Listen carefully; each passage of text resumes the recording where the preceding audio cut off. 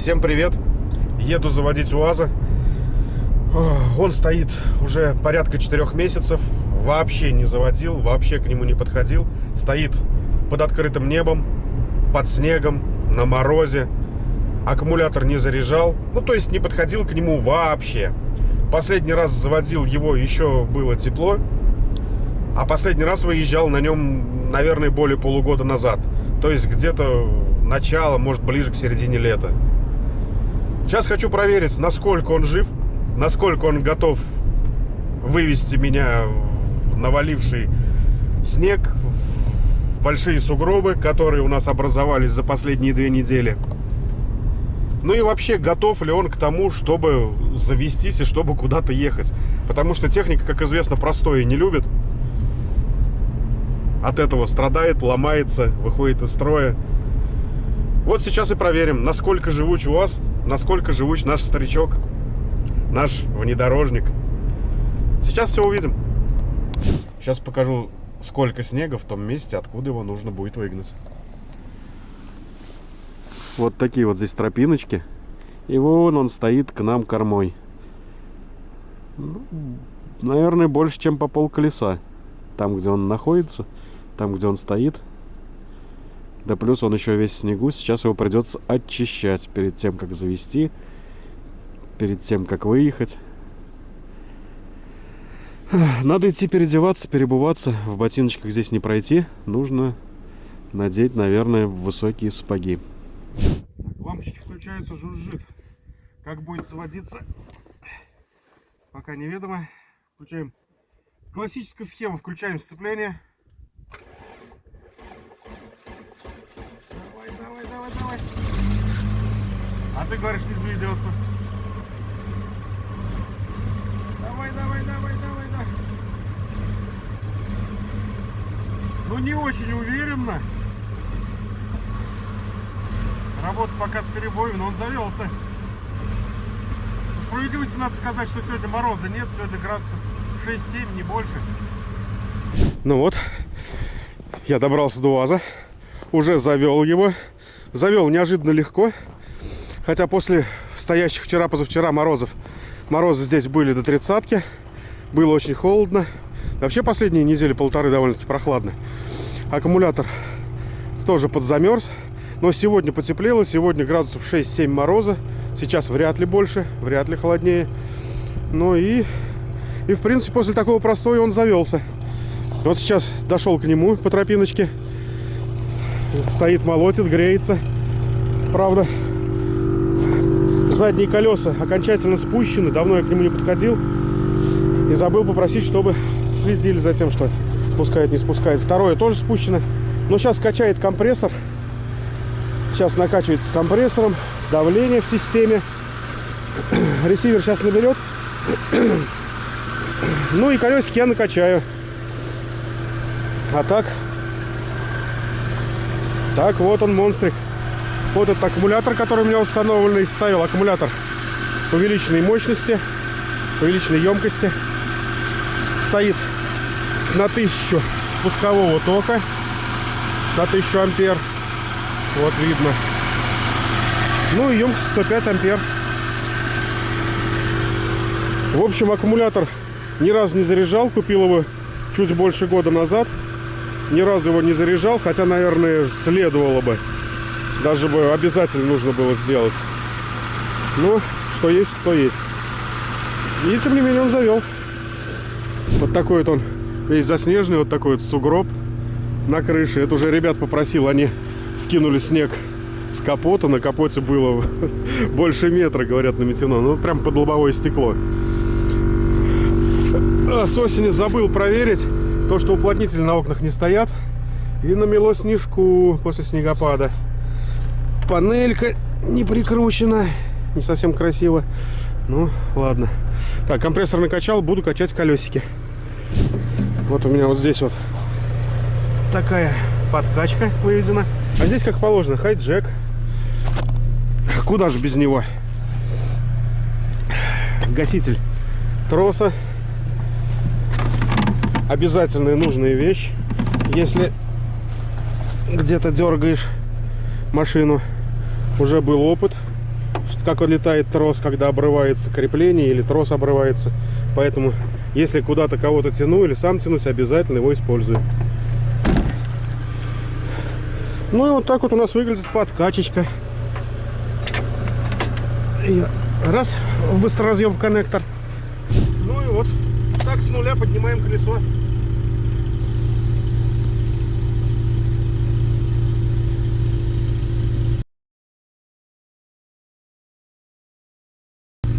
Сильно качать его не будем, так как сейчас подтравленные колеса нужны будут.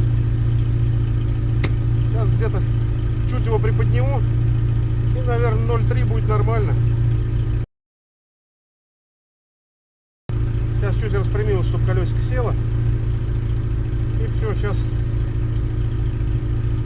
порядка 0,6, 0,7. Но это лишнего. Сейчас чуть-чуть еще сделаем поменьше, дабы колесико плющилось и была проходимость.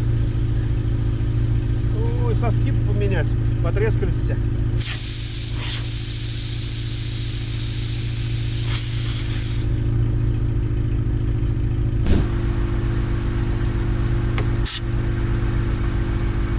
С этой стороны идем на ту сторону. На той стороне также в лючке бака выведен быстроразъем под воздух. Здесь, пожалуйста, то же самое, быстроразъем.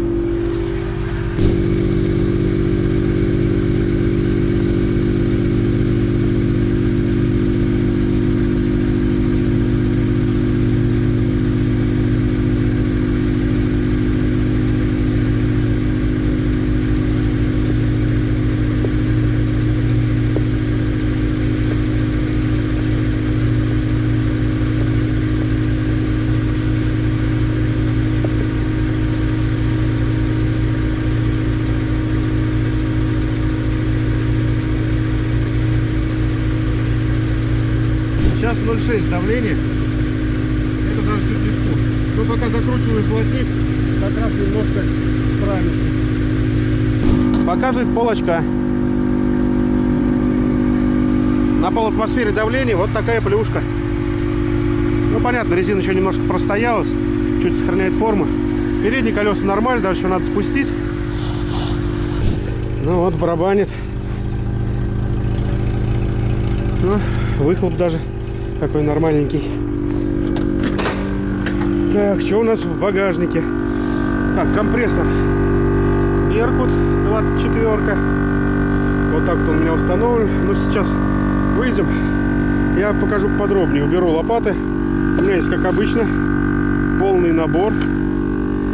Всякие антизапотеватели.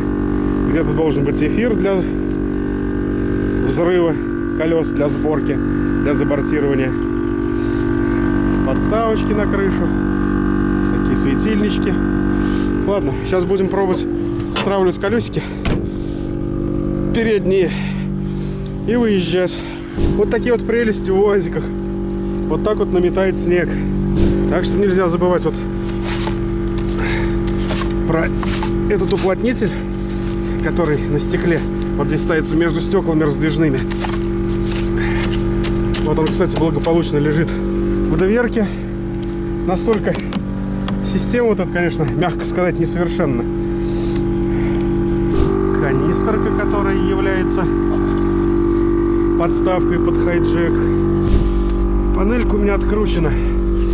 Хотел поменять ролюшки, которые идут на свет, на дополнительный. Подокислились. Хотел поменять, посмотреть, и так и не успел. То есть открутил, посмотреть, какие ролюшки установлены. Вот давление набрало 10. 10 у нас по давлению в ресивере. Так, блокировки. Ну, судя по шипению, срабатывают. У меня стоят пневмоблокировки на передний и на задний мост. В этом плане все хорошо. Замечательно. Вот здесь только вот на сиденье снег, ни к чему нам. Как давно я не ездил на этом своем проходимце. Под капотом. Что у нас поменено под капотом? Под капотом поставил большой бачок на 5 литров.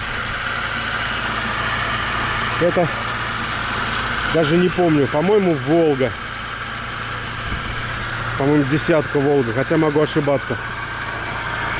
Насос у него помощней. Ну и поставил аккумулятор. Мощный аккумулятор. Развернул его. Ну и, в общем, наверное, под капотом все изменения на этом закончили. Ну, если не считать диодные лампочки на подсветку. Хотел ставить электровентилятор, но так виска муфты осталось. И, скорее всего, так и останется.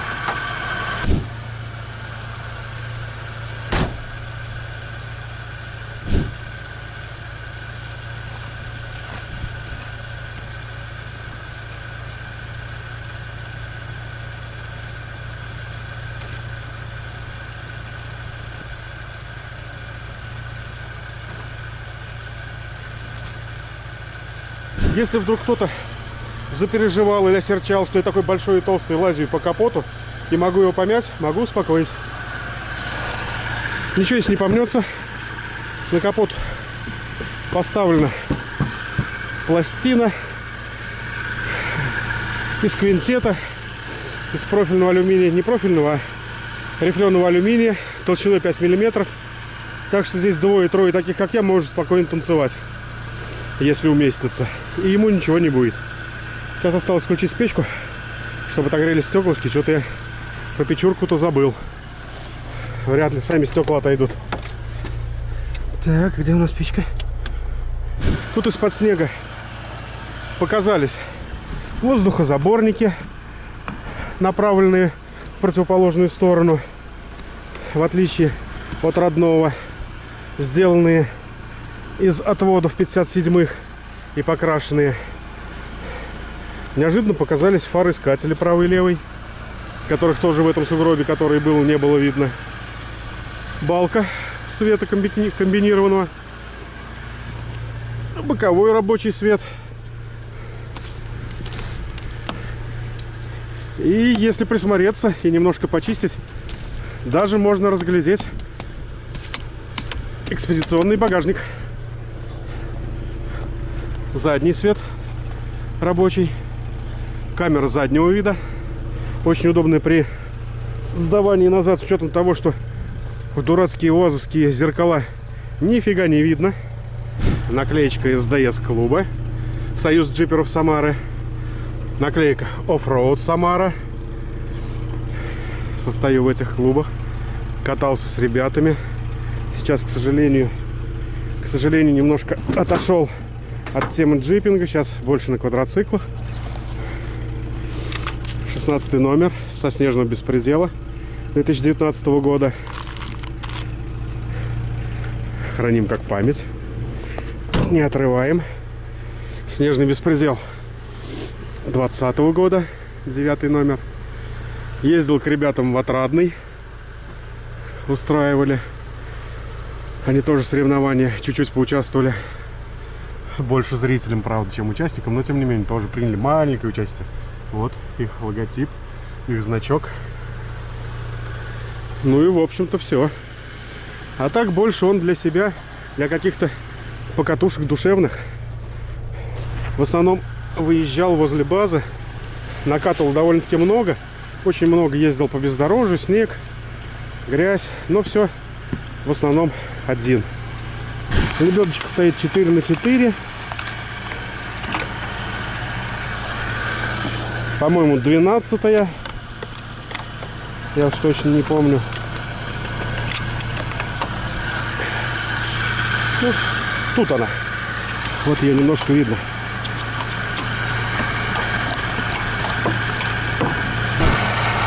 Вот. 12-я, да. Лебедка электрическая, автомобильная. Разматывать просто в этом направлении. Ну и плюс доп. Свет. Кстати, хороший свет. Ближний, дальний. Габариты, поворотники. Но это не использую. В свое время изначально ставил эти фары в штатные места. Обалденно все, но так как это не совсем законно в рамках нашего КоАПа, наших правил дорожного движения, пришлось поставить их как доп. Свет. От греха подальше. Вот нормально. Это, я понимаю, чудо-машина. Сугробы в салоне. Классика жанра по УАЗу. Понятно, что это больше мое раздолбайство.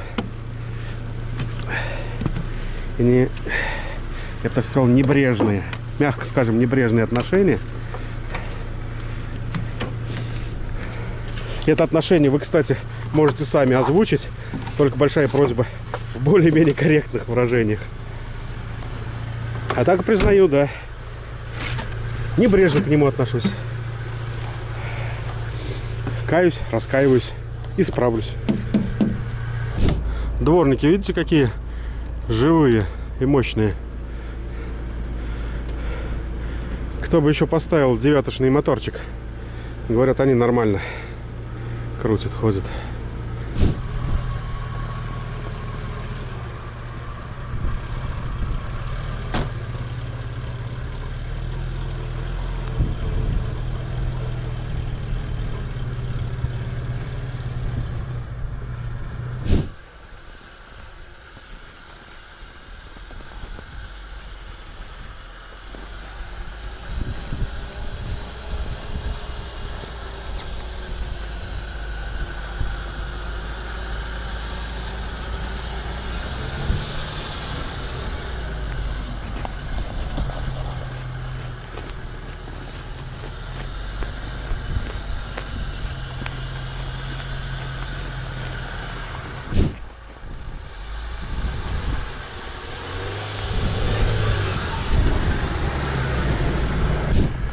Здесь выехали, вообще проблем никаких. Этот снег для него вообще не снег. Это на квадроцикле было бы, наверное, много. Для таких колес это совсем мало. Ну а сейчас попробуем. Съездим в поле. Там должно быть побольше. И вот там уже заодно посмотрим, что, сколько снега в полях. Стоит ли ехать вообще на что-либо, помимо вот таких вот здоровых автомобилей. Или, возможно, на квадроциклах. Ну и посмотрим вообще, что УАЗик еще умеет. Давно я на нем не ездил. Ну вот и погнали мы в чистое поле. Колесики проверяем. Колеса, кстати, задние прыгают после того, как спущены были. Промялись, форму эллипса приняли. Яйца. Вот это, конечно, слабовато. Маленько бы чуть подкачать. Ну все, съезжаем в поле. Так, надо поставить пониженную. Поход не поедет. Включаем вторую и погнали. Съезжаем в поле. Здесь вот еще дорожка есть, а дальше вот она, даже не катная. Ну, здесь, кстати, никаких проблем нету. Здесь очень мало снега, дорога была очищена. То, что намело, это мало очень. Сейчас с дороги съедем. Вот здесь уже идет потяжелее, но тоже еще снега немного.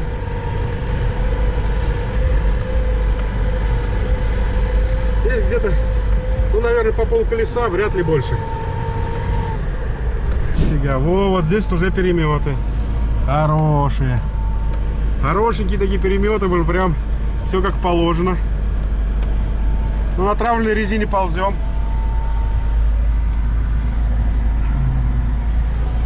В зеркала с той стороны видно, как швыряет. Вот, пожалуйста, такой пейзаж за окном. Едем спокойно, вторая пониженная, никаких блокировок не включено, вот, можно судить, потому что они отключены, кнопки не нажаты. Ага, вот чувствуется упор, жопу поволокло, начинает упираться. Вот в зеркало можно наблюдать, как нас стаскивает. Вот такие следы сзади. Как давно я этого не чувствовал. Конечно, это совсем по-другому. Это вам не квадроцикл. Ощущения абсолютно другие. Едешь по-другому. Здесь нет такой динамики. Он просто как танк ползет себе потихонечку. Давайте-ка развернемся, посмотрим, что у нас за следы за нами остались. Посмотрим как раз, насколько глубоко мы топтанули. Вот едем по целине, по полю. Откроем дверку, посмотрим, что у нас тут. Такие вот следочки. Вот так вот заднее колесо, наверное, видно.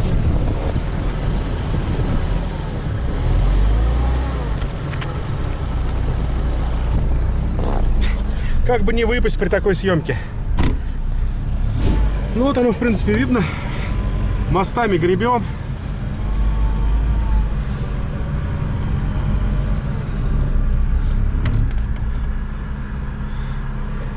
Гребем мостами. При попытке тронуться закапывается практически на пузо, садится. Но это тоже не страшно. Ну вот мы и в поле. Чуть-чуть прокатились, чуть-чуть посмотрели, сколько здесь выпало снега. Вспомнили, насколько классно ездить на УАЗике по снегу. На УАЗике нарезанных белках. Нарезанных 36-х белках. Вот такие вот следы остаются сзади за нами. Гребет мостами. Гребет пузом. Но идет нормально. Снег еще довольно-таки мягкий. Не сказать, что пухляк, потому что чуть потеплее стало. Но еще нормальный. Такой как раз вот для внедорожников самое то. Все замечательно. Для него это вообще не преграда.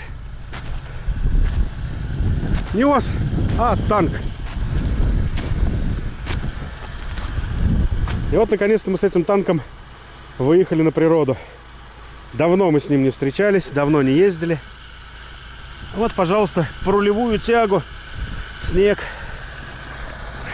Проведем краткий экскурс по салону. Самая главная моя достопримечательность, это, конечно, это вот эта вот панель модернизированная. А вернее, как не модернизированная, а полностью переделанная, сделанная практически с нуля. Здесь у нас, ну, как положено, штатный, который практически вот отсюда, вот я смотрю, из-за руля его практически не видать. Это спидометр. Установлен тахометр от пазика. Ну, здесь штатная панель приборов УАЗовская врезана. Панель сделана из алюминиевого листа. Из перфорированного, не перфорированного, а из квинтета. Из алюминиевого квинтета. Здесь выполнена нижняя часть, в которой имеется два прикуривателя, в которые у меня обычные зарядки, регистраторы подключены, навигаторы. Ну, это регулировка, освещение, аварийка. Установлены вазовские, по-моему, от Приора часы. Это манометр, показывающий давление в штатной системе. Ну и здесь блок кнопок. Начинается отсюда. Пошли. Компрессор. Слышно, как тарахтит. Передняя блокировка. Задняя блокировка. Левый фароискатель. Правый фароискатель. Светодиодная балка. Это у нас получается на кенгуру. Дополнительный свет светодиодный. Верхний свет это люстра. Задний свет. Ну, не было кнопки бокового света, поэтому задний свет это у меня боковой рабочий свет. Ну и задний рабочий свет. Кнопка прям так и написана. Еще одна кнопка выведена под гудок. Купил паровозный гудок. Забыл его модель. Ну, такой мощный паровозный гудок. Ну, я под в видео напишу. Возможно, даже ссылочку дам, где его покупал. Очень мощный, очень крутой гудок. Рычит. Как будто действительно едет паровоз. Но его так и не установил. Но под него еще, что самое главное установить, это большой ресивер. Так как моего 13-литрового ресивера от Шишиги, от ГА-66, его не хватает. Очень быстро высасывает. У него потребление воздуха действительно очень большое. Руль маленький, удобный, мягкий. По сравнению с заводской УАЗовской баранкой, конечно, одна приятность таким рулить. С самой панелью, с пластиковой, ничего не делал. Она штатная хантеровская. Верхняя часть, что у нас? Здесь имеется монитор небольшой. Он, да, используется как магнитола. В нем вставлена флешка с картами. Как навигатор можно использовать. Иногда используется. Ну, а основное его использование — это камера заднего вида. То есть включается отдельно камера. Вот здесь вот есть включение камеры. Выводится на монитор. Показывает, что сзади происходит. Особенно удобно, когда сдаешь назад или пытаешься посмотреть, что сзади. Ну, сами понимаете, все, кто в этой теме, что вот эти вот родные хантерские зеркала, это я не знаю. Это их, наверное, устанавливают до сих пор, чтобы мы добрым словом вспоминали конструктора УАЗа и чтобы маякалось. Свет яркий, светодиодный, хороший свет, который освещает весь салон. Сзади установлена акустическая полка. Но это, наверное, нужно будет пойти открыть багажник, ее показать. Две колонки, бардачок по центру сделан, обшито карпетом. Хорошая, классная полочка. В ней тоже установлен светодиодный светильник. При его включении в салоне вообще наступает день деньской, очень хорошо все видно. Очень классная вещь, которая мне очень нравится, очень удобно. И это вот этот вот подлокотник. Подлокотник сделан из фанеры, корпус подлокотника выполнен из фанеры. Обшитый алюминием с передней части. По бокам и крышка обшита кожзамом. Кожей молодого дерматина. Сделан бардачок, довольно-таки вместительный, глубокий. Ну там всякий хлам. Пожалуйста.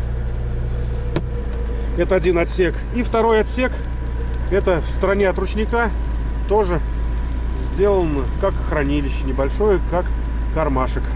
Симпатичный, самый главный удобный. Сделал под себя, делал под свой локоть, чтобы когда ездишь, было удобно, было комфортно.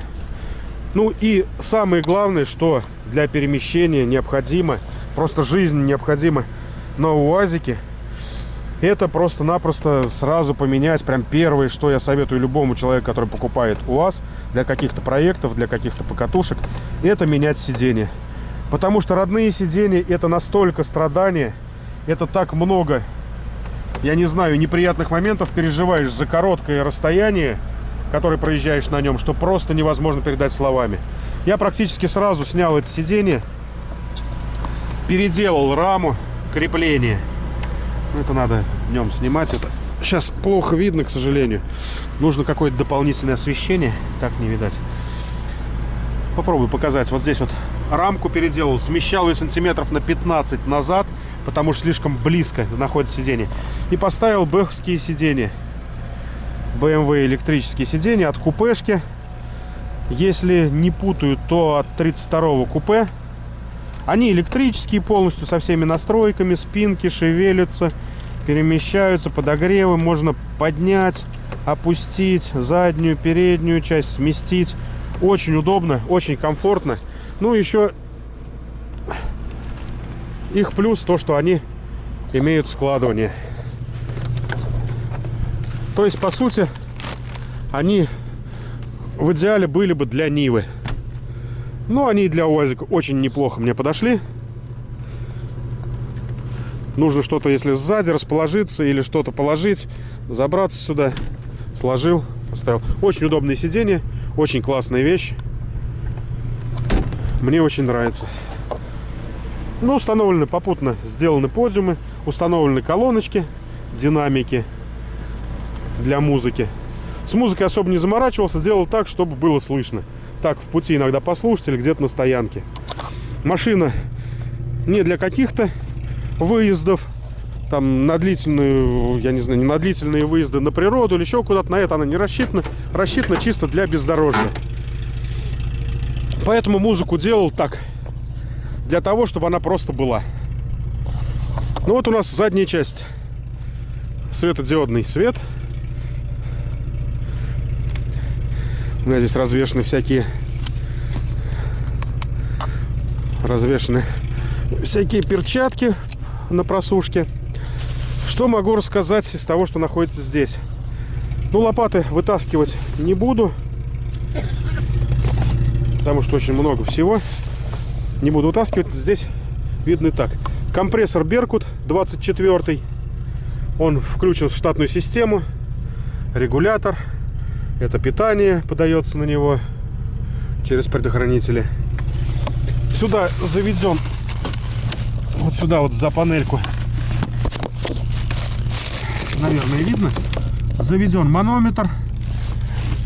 Здесь выполнена панелька. Под этой панелькой находится, вот под этой панелькой находится редуктор понижающий, потому что система на 10 очков. Ну, то есть вот этот клапан регулирующий настроен на 10 очков. Покупал такой. Он в комплектации в такой только был на тот момент, когда покупал. А все пневмоблокировки, они работают на 7 атмосфер. Ставил понижающий редуктор. Ну и попутно сразу выставил здесь манометр, чтобы можно было его отрегулировать, подвести. Здесь больше сказать, наверное, и нечего. Единственное, что для удобства зазор между бампером и кузовом зашит тоже квинтетом, полоской алюминия, для того, чтобы здесь не было отверстия, чтобы не летела грязь. Ну и что-то, если здесь ложишь, когда ты вытаскиваешь из багажника, чтобы это не проваливалось. Под обшивкой он промазан антикором, промазан битумной мастикой. Все боковые части пройдены. Низ пройден вибро-шумоизоляцией.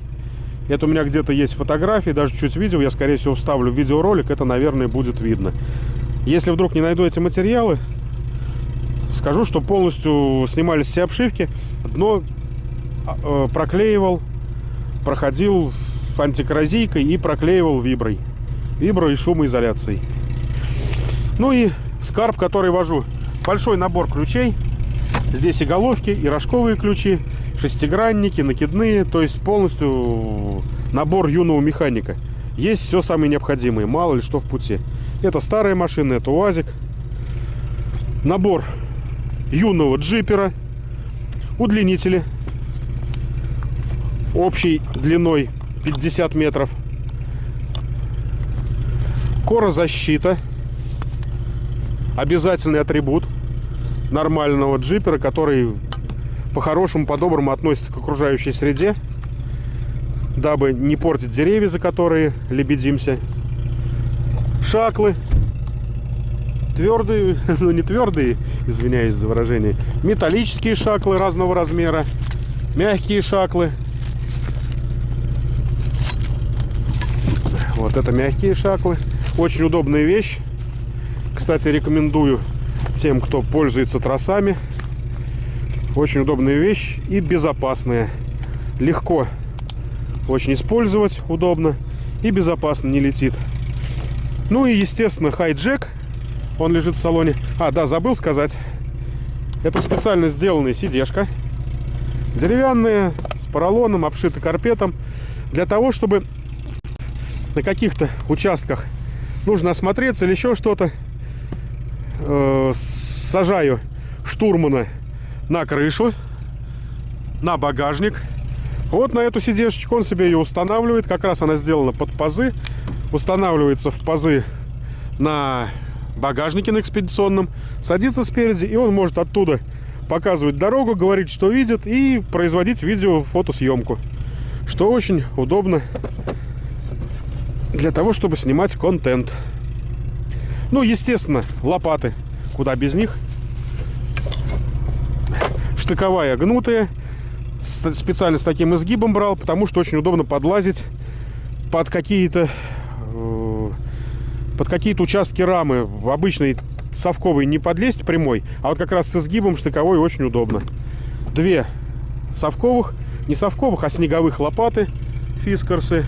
Очень живучие, хорошие лопаты. У меня несколько лет они в разных машинах. Ну и еще одна штыковая прямая лопата. Вон внизу лежит. Ну и как обычно всякий хлам. Мы его сейчас спрячем, как бы его как будто и не было. Всякие бутылочки разрезанные, которые используются как воронки. Обязательно аптечка. Ну и где-то на глубине этой сумки еще есть аптечка для обслуживания колес. Ну, то есть для ремонта колес. Если ты проколол, если ты вдруг разулся, обязательно лежит эфир. Обязательно лежит эфир. Обязательно есть зажигалка. Для того, чтобы произвести взрыв колеса и посадить его на место. Ну, в общих чертах, конечно, я рассказал все. На каких-то нюансах, наверное, на каких-то моментах, наверное, нужно остановиться более подробно. Вы пишите в комментариях, что было бы интересно узнать о моем УАЗе, о моем проекте УАЗа Хантер. Какие моменты, что именно, как делали, где покупал, еще что-то. Пока большинство еще этих моментов в памяти. Что-то заснято, что-то где-то хранится в каких-то фото-видеоархивах. Я постараюсь их найти, выложить. И если будут вопросы, я с удовольствием на них отвечу. Спасибо, друзья, за внимание. Ставьте лайки, подписывайтесь на мой канал. Всех вас жду. Жду ваших комментариев. Жду общения с вами. Всего доброго. Ну а мы попробуем еще штурмануть пару сугробов. Ну и поедем ставить нашего старичка на базу. Хотя какой он старичок, он еще молод. И позволяет себя чувствовать молодым мне. Потому что очень люблю внедорожье, люблю внедорожную тему, люблю буксовать, копать. Всем пока.